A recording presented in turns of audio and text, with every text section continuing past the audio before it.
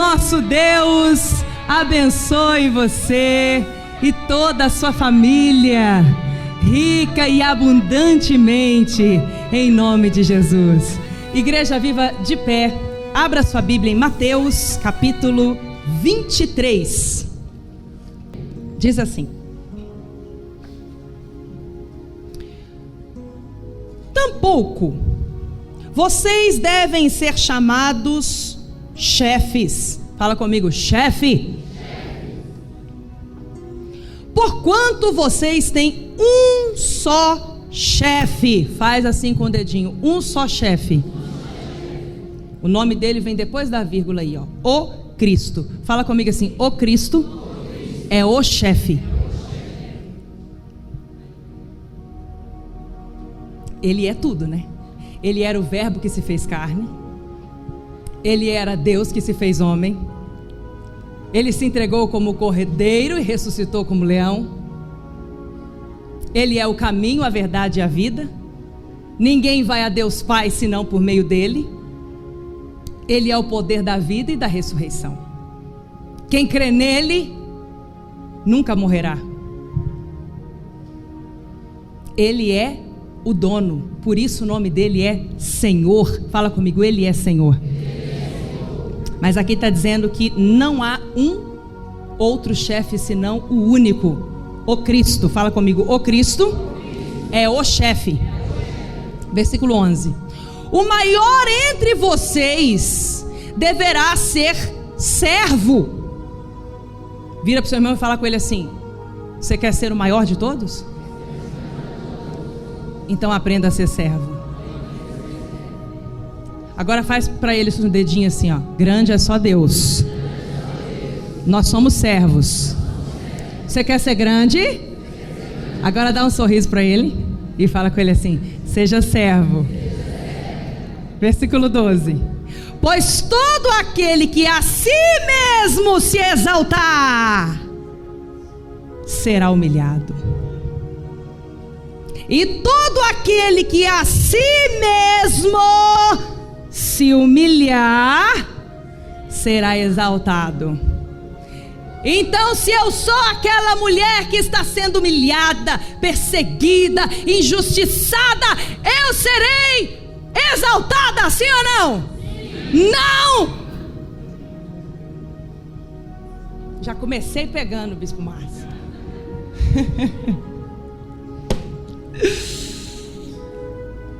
Versículo 12: pois todo aquele, todo, fala comigo, todo é todo. Todo aquele que a si mesmo se exaltar será humilhado. Então fala comigo assim: se eu me exaltar, eu serei humilhado. E todo aquele que a si mesmo se humilhar será exaltado. Então fala comigo assim: se eu me humilhar, eu serei exaltado. Então não é se os outros te humilharem, é se você escolher se humilhar a si mesmo. Hoje você vai aprender como se humilhar a si mesmo. É um pleonasmo vicioso, não estou falando errado não. Eu estou sendo assim, muito incisiva no humilhar-se a si mesmo. Porque se humilhar já é assim, né? Mas é para você entender claramente que não é ser humilhado, não é o estado de humilhação, é a escolha de se humilhar a si mesmo. É a decisão de se humilhar, mas na direção certa. A quem você escolhe se humilhar, a este que você escolheu se humilhar, você faz dele o seu Deus, o seu Senhor, o dono da sua vida. A quem você escolhe se humilhar? Diante da doença, diante do vício, diante do homem, diante do sofrimento, diante da amarração, diante de você mesmo, diante das suas limitações. Você escolhe se humilhar diante de quem? Porque a quem você escolhe se humilhar, este será o seu Senhor, este será o seu chefe.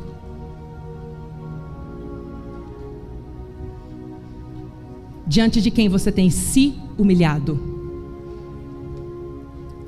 Aquele que a si mesmo se humilhar será exaltado. Versículo 13. Ai de vocês, mestres da lei e fariseus hipócritas. Isso tudo aqui é Jesus dizendo. Vocês fecham o reino dos céus diante dos homens, porque o reino dos céus não é religião. O reino dos céus é revelação. Vocês mesmos não entram, nem deixam entrar aqueles que gostariam de fazê-lo. Palavra de Deus. Feche os seus olhos, ó Espírito do Deus vivo, Pai das luzes, a quem não há variação ou sombra de mudança, mas a mais pura e poderosa verdade que liberta.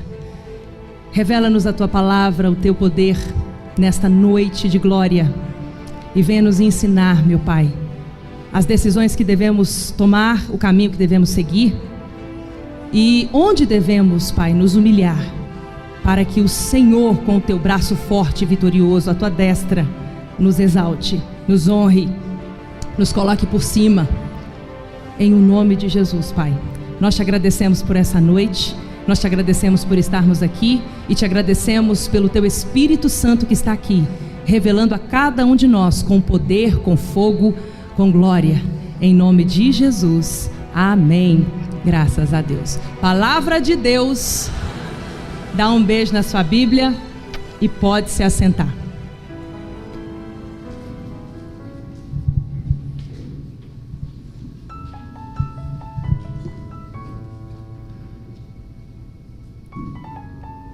Quem aqui hoje de manhã mandou o sol nascer? Diga amém.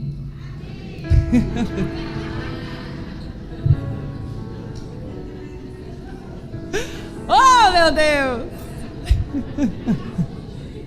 Esse irmão é poderoso, hein? Vou nem perguntar quem é, para ele não ficar se achando. Então vamos ver. Quem aqui mandou o sol se pôr essa noite? Diga amém.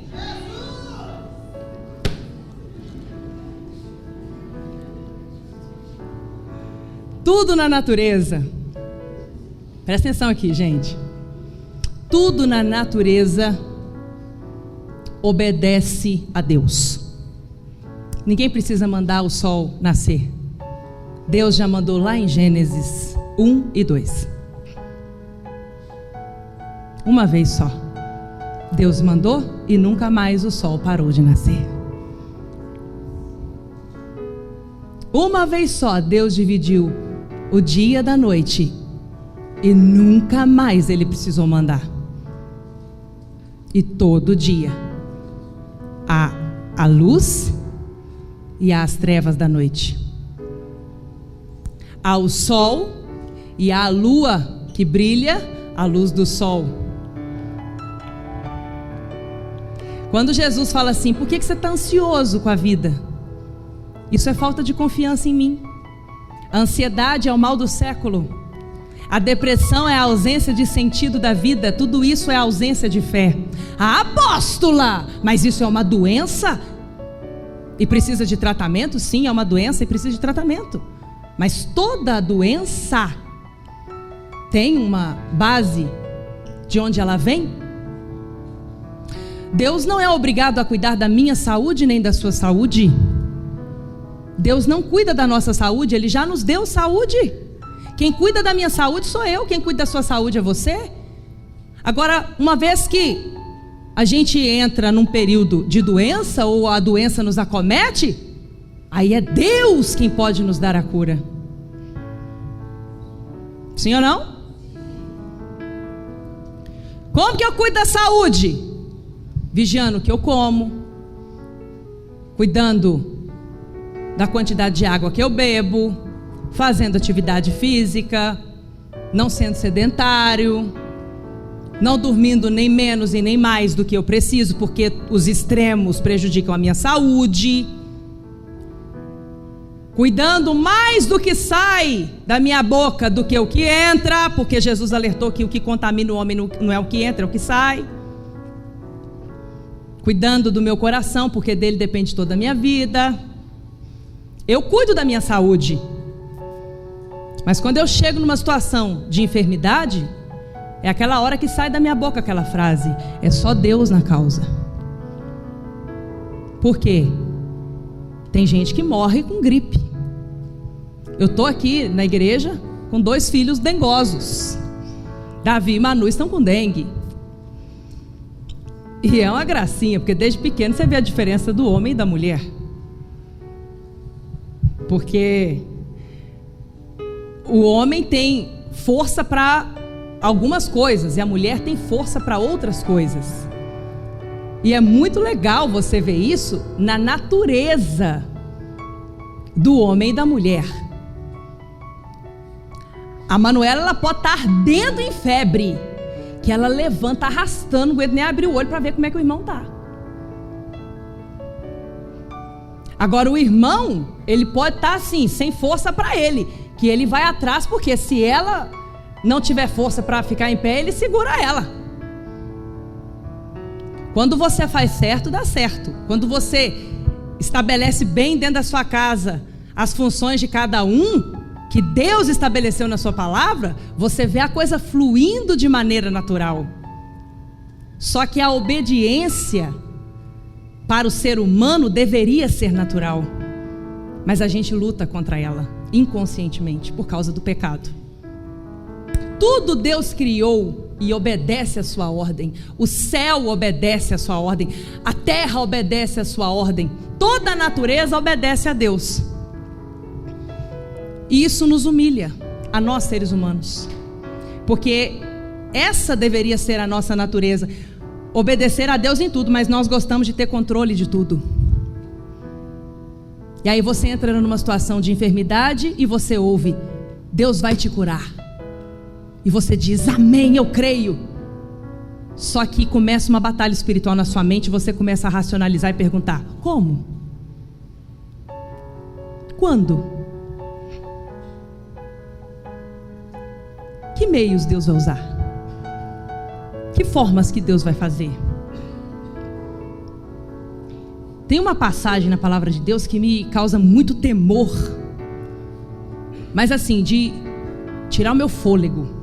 Numa conversa de Deus com Moisés no deserto, que o povo de Israel, numa ingratidão muito grande, porque havia se acostumado com o milagre do maná, que era a comida que o próprio Deus preparava diariamente e dava para eles comerem fresquinha do céu, todos os dias.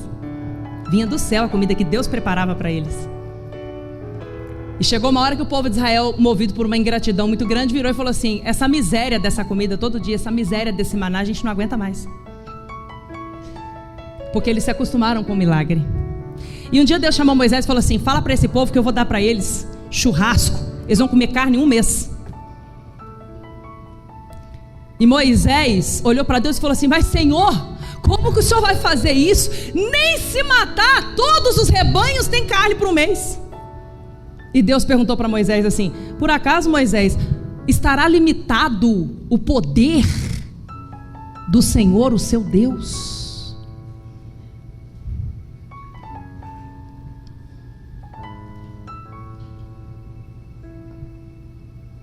Tem que tomar muito cuidado, porque só há um Senhor, e o nome dele é Jesus Cristo, o Filho do Deus vivo, aquele que nós lemos aqui, que é chamado o chefe, mas que nunca houve na face dessa terra um servo maior do que ele. O maior de todos os servos é o mesmo que é o maior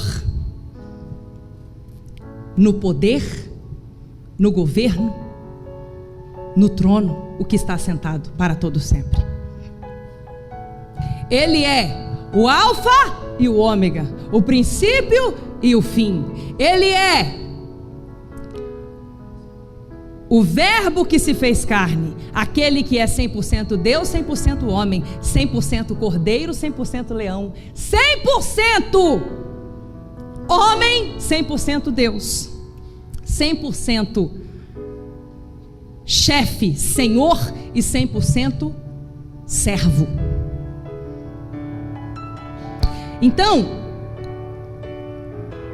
nós temos que aprender que na fé, nós abrimos mão do controle e colocamos o controle na mão de Deus. O sacrifício gera milagre. Por que que o sacrifício gera milagre? Porque o sacrifício tira de mim todo o meu potencial de solução do meu problema que eu não dou conta. Eu não dou conta de resolver com os meus recursos, eu não dou conta de resolver com os médicos, eu não dou conta de resolver com os advogados, eu não dou conta de resolver humanamente falando. Então eu junto o que eu não dou conta e jogo diante de Deus e falo: eu não dou conta, mas Deus é poderoso para fazer aquilo que eu não dou conta. O sacrifício é a prova da minha fé e não o sofrimento. Porque se na cruz Jesus já levou o meu sofrimento, para que eu vou viver sofrendo? Não é essa a vontade de Deus para a minha vida. Mas Deus não é obrigado a fazer nada por ninguém. Se eu não provo a minha confiança em Deus, na fé, no sacrifício, Deus não é obrigado a fazer por alguém que não confia nele, que duvida dele, que fica racionalizando, que fica questionando Deus, aquilo que ela não dá conta de fazer. A pessoa não dá conta de fazer. E ela fica questionando, ela fica racionalizando, ela fica tentando se pôr no lugar de Deus. Nós temos que treinar o nosso espírito a ser mais forte do que a carne. E como nós fazemos isso? Em vários caminhos. Um deles é o jejum. Outro caminho de treinar o espírito a ser mais forte do que a carne, para o espírito dominar a carne, que é fraca e leva à destruição, é a renovação da mente.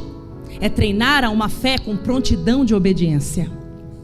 Estar pronto a obedecer a Deus. Fala comigo assim: eu tenho que estar pronto a obedecer a Deus.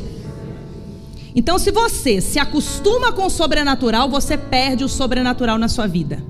O que é conquistado pela fé é mantido pela... Tudo que você despreza na sua vida, você perde. Repita isso comigo: tudo que eu desprezo na vida, eu perco.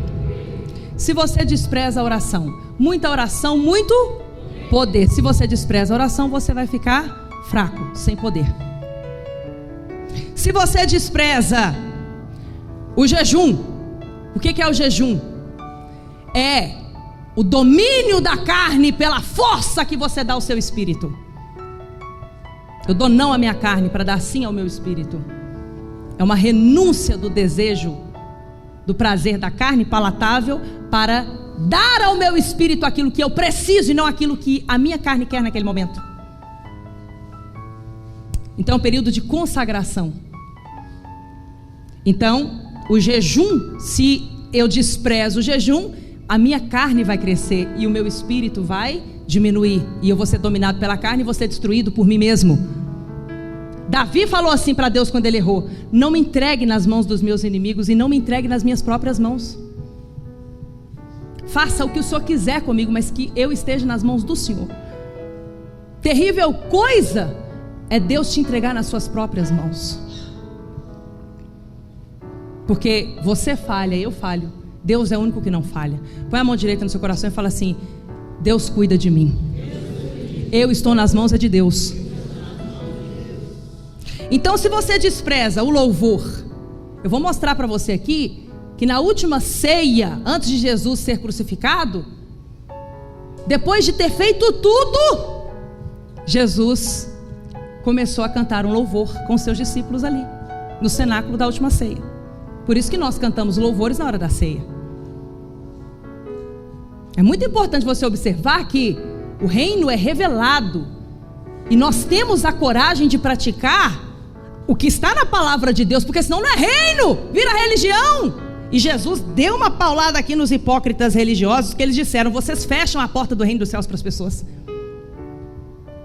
porque vocês querem racionalizar.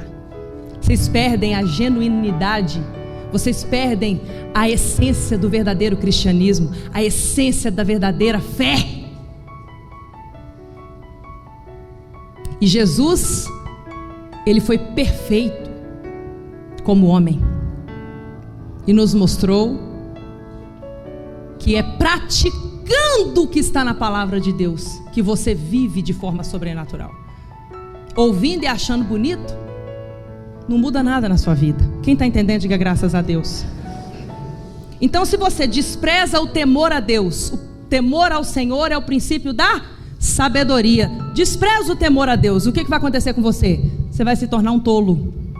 Porque tudo que você despreza na sua vida, você perde. Fala comigo, tudo que eu desprezo na vida, eu perco. Se você despreza a Santa Ceia, você perde a salvação. Porque se você, Jesus falou assim, aquele que não come do meu corpo e bebe do meu sangue, esse não tem parte comigo. A Santa Ceia é a comunhão dos santos aqui na terra, que será estendida por toda a eternidade no céu. A Santa Ceia é a comunhão da família de Deus, aqui na terra como no céu. Se você despreza o dízimo, você está abrindo porta para o devorador, para o cortador, para o migrador. Por quê? Porque está escrito, e se está escrito, assim é. Crendo ou não, assim é. Porque Deus não tem filho favorito. Eu tenho que entender o que eu tenho que fazer e fazer. Agora, se eu escolher não fazer, eu vou colher consequências daquilo. Eu posso escolher não fazer algo, mas eu não posso escolher a consequência daquilo que eu fiz. Eu escolho o que eu vou colher na hora de semear e não na hora de colher. Então, o povo de Israel no deserto chamou o maná de comida miserável, porque eles estavam acostumados com o milagre. Fala comigo assim, eu não posso me acostumar com o milagre. As cobras no deserto sempre estiveram lá, mas não podiam entrar no acampamento do povo de Israel. Quando eles se acampavam no deserto, tinha cobra no deserto, porque tem cobra no deserto, tem serpente no deserto, tem escorpião. Só que Deus dava livramento para eles, Deus dava guarda e proteção para eles. Só que eles se acostumaram com os livramentos de Deus, e foi quando eles começaram a morrer pelos ataques das serpentes venenosas. E a Bíblia diz em Provérbios 27:7 que uma barriga cheia pisa o mel.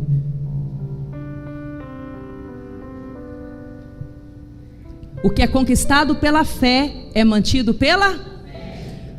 O que significa a Sexta-feira da Paixão para mim e para você? Para mim significa o porquê da Daniela estar viva e conseguir cantar hoje. Porque eu sou um milagre de Jesus. A Sexta-feira da Paixão para mim nunca vai ser um dia comum. Porque a Sexta-feira da Paixão foi o dia que eu nasci de novo, com uma vida nova e com o sim do médico dos médicos, quando o médico da terra, por mais competente e maravilhoso que era, me disse, não, realmente não tem solução. O que é conquistado pela fé, mantido pela fé, cuidado para que você, com muitos anos de caminhada com Deus, se acostumando com o seu milagre, não olhe para uma Sexta-feira da Paixão como mais uma Sexta-feira da Paixão, dentre tantas que você já viveu. Sexta-feira da Paixão é um dia que não se compara a nenhum outro dia no ano, porque é o dia que o Deus vivo se entregou na cruz do Calvário, em meu lugar, em seu lugar. Ele se fez maldição para que hoje fôssemos a bênção. Mas tem muitos aí que andam debaixo de maldição, porque não estão alinhados com Deus, porque perderam a visão do sagrado. Fala comigo assim, eu não posso desprezar aquilo que é sagrado. O jejum da Quaresma, o jejum dos 40 dias e 40 noites, quem fez não foi ninguém mais e ninguém menos do que o próprio Senhor Jesus Cristo. Outros antes dele fizeram, sim, mas Jesus fez esse jejum. E depois de ter feito o jejum de 40 dias e 40 noites, ele foi tentado pelo diabo no deserto, e ele venceu o diabo. E depois os anjos de Deus vieram e serviram. Então é um dia que exige de nós um preparo espiritual, exige jejum, exige unção, exige preparo no nosso ser, no nosso corpo, na nossa alma, no nosso espírito, para a chegada desse dia, o encontro do meu sacrifício com o sacrifício de Jesus. É um dia de poder. Cuidado para que você, que já recebeu a sua cura, não se acostume com o seu milagre e diga: eu não preciso mais da sexta-feira da paixão na minha vida. Vigie para você não começar a tratar o sagrado de Deus como normal, e isso colocar você em perigo espiritual. Fala comigo assim: eu tenho que tratar o sagrado como sagrado. A decisão de fazer esse jejum revela muito do quanto você enxerga a sexta-feira da paixão como sagrada na sua vida, na sua fé, nessa jornada do dia mais importante da sua vida. Só vai sair de dentro de uma pessoa aquilo que domina ela por dentro. O que me domina por dentro? Quem que é o Senhor do meu coração? É Jesus? Ele é o Rei que reina no meu coração? Então a minha vida é direcionada a Ele. Eu me curvo a Ele, eu me prostro perante Ele. O Deus que se fez carne veio ao mundo pelo ventre de uma mulher, chamada bem-aventurada entre as mulheres. Aquele que ninguém se humilhou mais do que Ele, mas também ninguém foi mais exaltado do que Ele. Eu quero mostrar para você agora, quando Jesus, na última ceia, como Senhor, lavou os pés dos seus discípulos. João capítulo 13,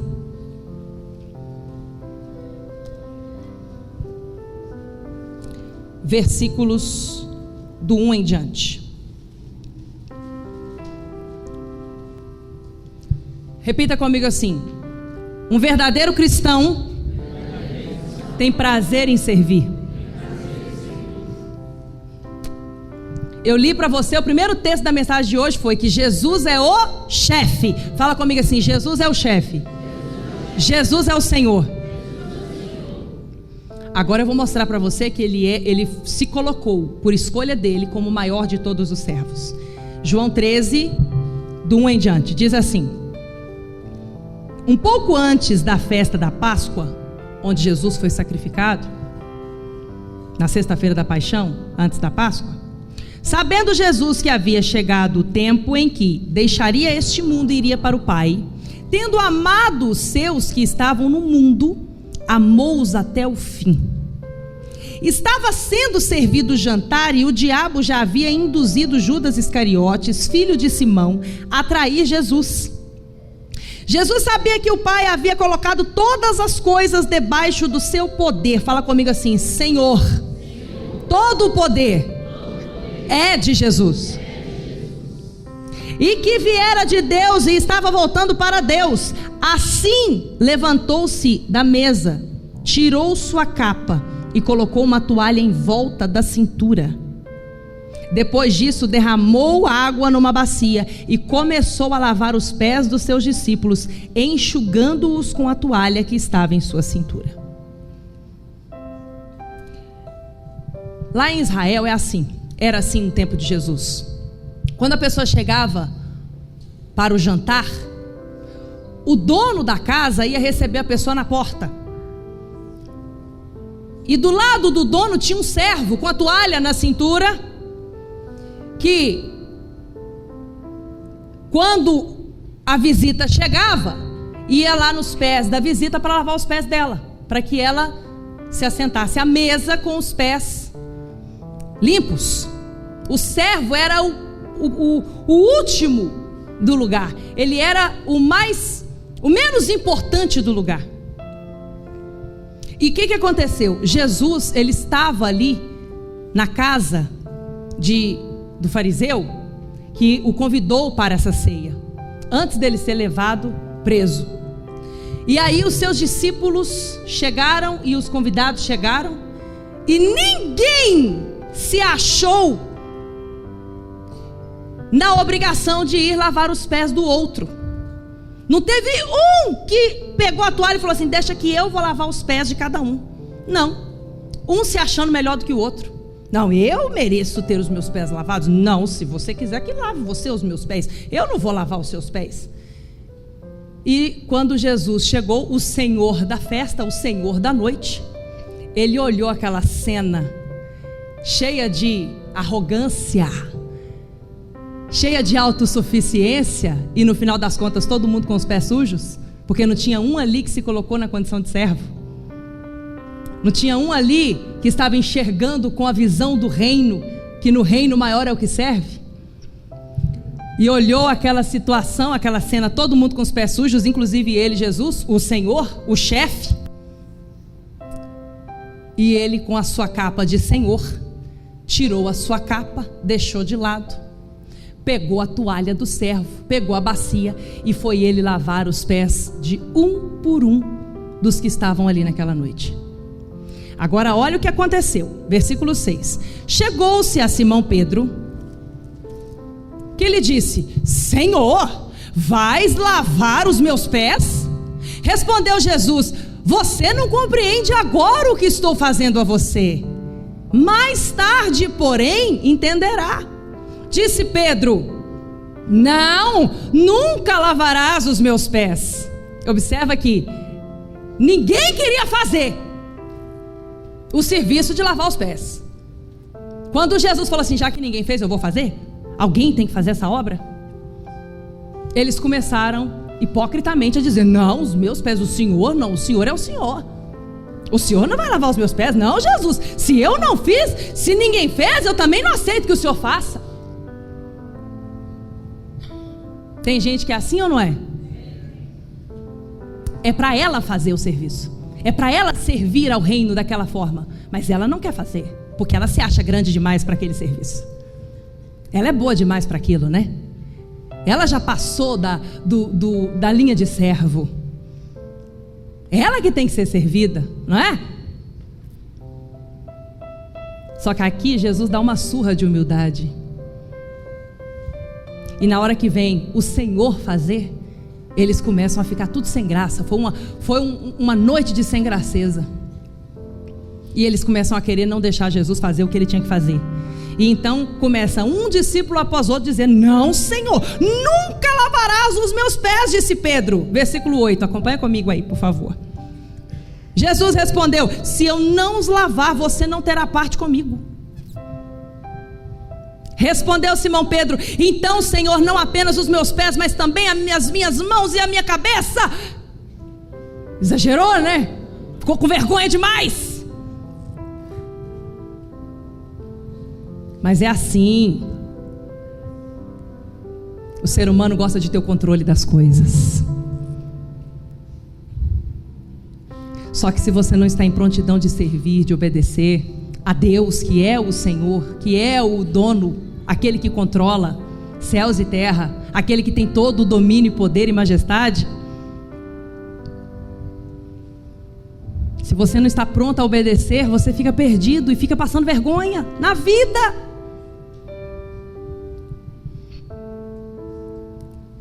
E aí o que aconteceu? Jesus respondeu, versículo 10: quem já se banhou precisa apenas lavar os pés, todo o seu corpo está limpo. Vocês estão limpos, mas nem todos. Não é fisicamente. Pois ele sabia quem iria traí-lo e por isso disse que nem todos estavam limpos. Quando terminou de lavar-lhes os pés, Jesus tornou a vestir sua capa e voltou ao seu lugar. Ele serviu como servo, com prazer. Ele foi lá e fez o trabalho de servo com prazer, como um verdadeiro cristão deve fazer, servir com prazer, com amor. Mas depois ele deixou a toalha, pegou a sua capa e voltou para o seu lugar de Senhor. Ele fez igualzinho na cruz. Ele era Deus desde o início. Ele estava com Deus desde o início da criação do mundo. E ele veio ao mundo servir a mim e a você O que na cruz? O milagre. E depois da obra concluída, consumada, ele voltou para o seu lugar de Senhor. Só que agora ele nos deixou o poder. Fala comigo, o poder. Então, versículo 12. Quando terminou de lavar os pés, Jesus tornou a vestir a sua capa e voltou ao seu lugar. Então lhes perguntou: vocês entenderam o que fiz a vocês? Vocês me chamam mestre e senhor, e com razão, pois eu sou. Pois bem, se eu, sendo senhor e mestre de vocês, lavei os seus pés, vocês também devem lavar os pés uns dos outros. Sirva com amor. Eu deixei o exemplo para que vocês façam como lhes fiz. Digo verdadeiramente que nenhum escravo é maior do que o seu senhor, como também nenhum mensageiro é maior do que o que o enviou. Nenhum de nós aqui, por mais que venhamos ser servos, somos maiores do que Jesus. Eu não posso fazer na sua vida, por mais que eu me esforce, aquilo que só Jesus é capaz de fazer na sua vida. Porque a força da minha pregação é dizer para você que eu não prego um Jesus que eu não conheço. Eu prego um Jesus que me curou. E se eu estou aqui falando a você hoje, é porque eu sou um milagre desse Jesus vivo e poderoso que opera hoje como operou no passado. Ele é vivo e não há poder maior do que o dele. Ele é chefe, ele é senhor, mas ele é servo, e ninguém pode lavar os seus pés, ninguém pode lavar a sua vida, ninguém pode te curar como ele. Ninguém pode fazer por você o que só ele pode fazer. E no final, versículo 17: agora que vocês sabem essas coisas, felizes serão se as praticarem. Ninguém se humilhou mais do que Jesus, mas ninguém foi mais exaltado do que Jesus, porque quem o exaltou foi o Pai. No final dessa ceia, todos do cenáculo estavam com os pés limpos, porque Jesus os lavou os pés. Mas Jesus continuou com os pés sujos. Sabe por quê? Porque ninguém é capaz de ajudar Jesus. Olha bem nos meus olhos. Sabe aquele crucifixo com Jesus pendurado, que você olha e fica com piedade, fica com dó? Aquilo ali foi um processo que ninguém o colocou ali. Ele escolheu estar ali, porque aquela cruz era minha, aquela cruz era sua. Ele escolheu aquele lugar que era meu e que era seu, para que hoje ele, que sofreu o abandono do Pai, pudesse nos acolher. Para que hoje ele, que sofreu todas as enfermidades, dores e sofrimentos na cruz, pudesse nos curar por completo. Mas Deus não é obrigado a nada, como eu e você não somos obrigados a nada. Um coração arrogante, um coração que não se curva ao verdadeiro Deus e reconhece que grande é Deus e que eu preciso dele na minha vida, é um coração que não recebe esse favor. É uma vida que não é tocada por esse poder. Não adianta você fazer o jejum por fazer. Não adianta você caminhar numa fé por dizer eu tenho uma religião. Não é isso que Deus quer de você, não é isso que Deus quer de mim. Ele quer de nós uma vida. Ele quer a nossa vida, porque foi a vida dele que ele entregou em nosso lugar. Se coloque de pé no seu lugar.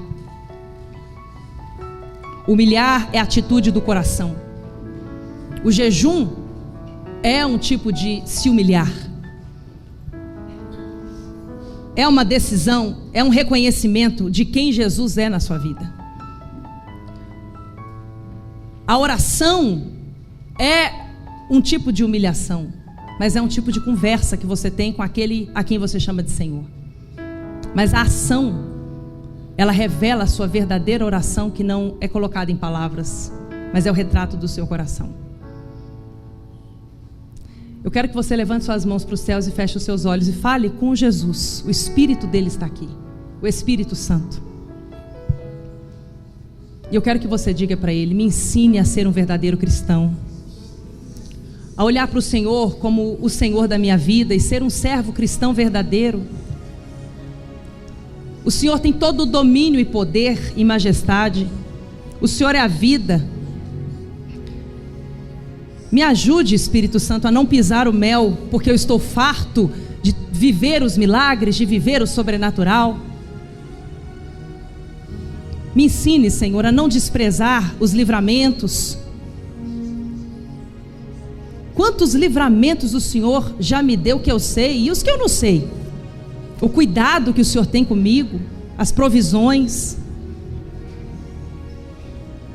Me ajude a ser um cristão verdadeiro e fiel. Não deixe que a hipocrisia me faça agir tolamente, dizendo: não, o Senhor não vai lavar os meus pés. Não, meu Deus, eu digo: eu preciso que o Senhor lave os meus pés, lave as minhas vestes, que pelo pecado foram sujas. Me purifique. Enche a minha vida do teu Espírito. Me ensine a caminhar em retidão, numa fé genuína, verdadeira. A sexta-feira da paixão para mim não é um dia comum. A palavra de Deus diz: a arrogância do seu coração te enganou. Você que diz: ninguém é capaz de me derrubar daqui. Você está esquecendo que todo o poder é de Deus. Deus exalta aquele a quem a si mesmo se humilha, mas Ele também abate aquele que se exalta. Fala para Deus: só o Senhor é Deus na minha vida.